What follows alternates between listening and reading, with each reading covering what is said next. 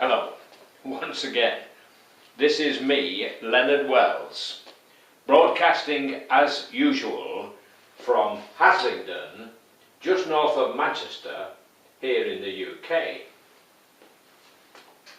Today is Sunday, the 5th of December 2010, and I want to talk today about what I call the what-ifers.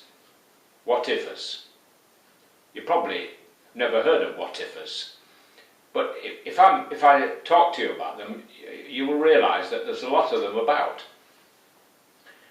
These are the people in the media mainly, particularly on the BBC I've noticed, who are ever filling in time when there is no factual news by speculating. What if? What if? What if? A couple of days ago I heard Mr. Nochty on the Today programme talking about the Eurozone. That's the countries in the Eurozone, and there are a lot of them now.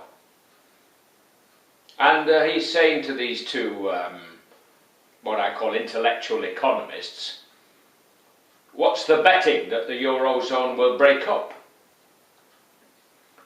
Well, I don't know if he's actually studied economics, or if he knows what he's talking about, or if he's just filling in time by waffling, but it is as likely that the Eurozone will collapse as pigs will fly. And I'll tell you for why, if you pardon the pun. Because any country that decided to pull out of the Euro, everybody, once the word got about and it was announced, everybody would withdraw their money instantly. So nobody's going to be stupid enough to pull out of the Euro. Can you imagine what the currency in Greece would be worth if it wasn't the Euro? Greek drachmas would be worth pennies. So let's have a little bit less of this what-if business. Because you might as well stand around on a railway platform waiting for a train that's not coming and say, what if there's an earthquake, or what if a meteorite strikes the earth? And this is directed to the media. Instead of speculating, let's just have facts. And if there's no facts, then don't bother coming on the air, because speculation is just pointless exercise. What if there's another war? What if the sun doesn't come out tomorrow morning? All this what-if business. What's the point of it?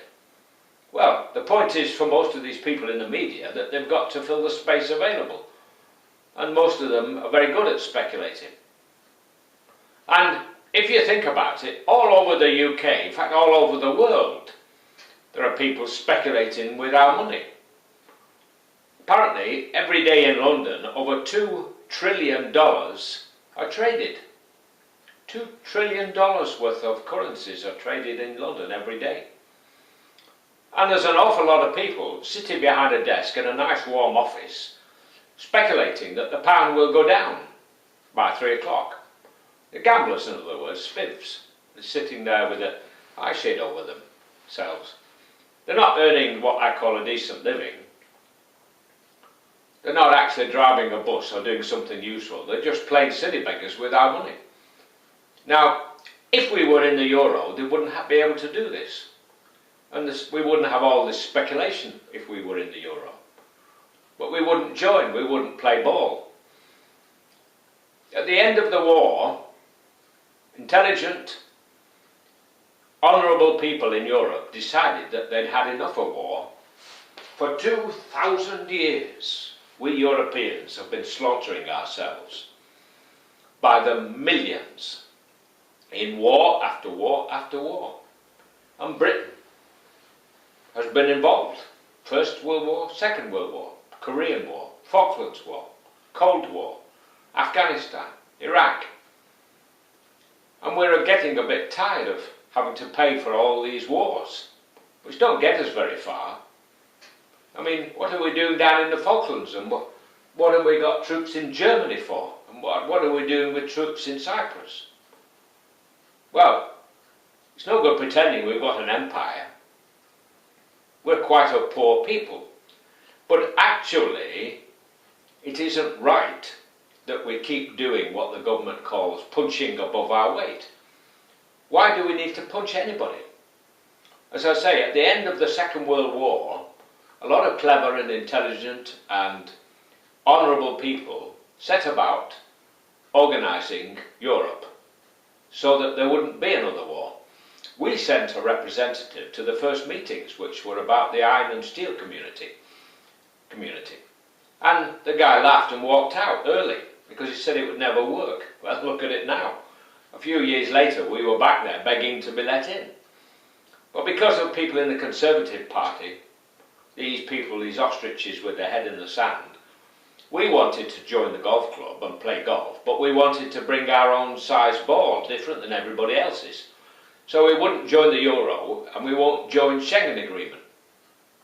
But actually the Schengen Agreement would be a great benefit to us, but the government doesn't want to know.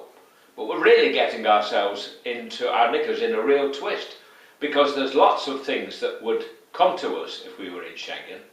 For example, a lot more people from far overseas, in the Far East particularly, would come to visit us here if they could get a visa to cover the whole of Europe, which they could if we were in Schengen. So now they're going around Europe with a Schengen visa, which covers all those countries in the Schengen zone, but they won't come to Britain because it means applying for a specific visa for the UK, which costs a lot of money. So next time you listen to the Today programme and Mr. Nocti starts talking about what's the betting, turn the wireless off, because it's just useless speculation. And any time you hear Mr. Humphreys being rude to people he's interviewing, think about what I've just said. Mr. Humphreys was born with a golden spoon in his mouth. Good voice, good looks, intelligence, and yet I believe he doesn't believe in God. Well, enough said. Right, that's the end of my little talk about speculation. I hope you've enjoyed it. I'm now going to say cheerio and God bless, while it is still legal in the UK to say God bless. Thank you for listening and watching. Take care. Bye.